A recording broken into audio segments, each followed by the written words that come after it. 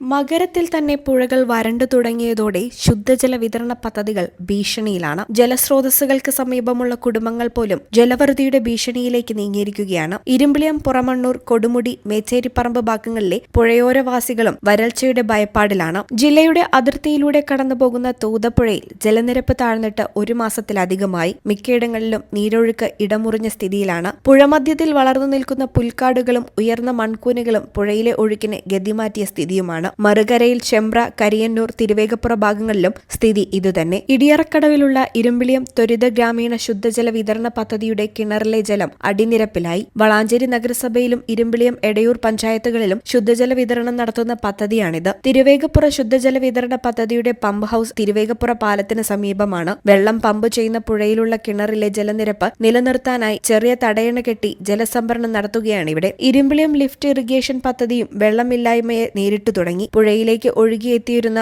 കൈത്തോടുകളെല്ലാം വറ്റിവരണ്ട അവസ്ഥയിലാണ്. ഭാരതപ്പുഴയുടെ സ്ഥിതിയും മറിച്ചല്ല. പുഴയുടെ മധ്യത്തിൽ ഉയർന്ന പുൽക്കാടുകൾ ഒഴുക്കിനെ രണ്ടായി വിഭജിച്ച സ്ഥിതിയാണ്. ഈ ചാനൽ വളാഞ്ചേരി. ഞങ്ങളെപ്പറ്റി നിങ്ങൾക്കല്ലേ കൂടുതൽ അറിയുന്നത്? പരിശുദ്ധിയുടെ സുവർണ പാരമ്പര്യം. Hayat golden diamonds, Valanchery.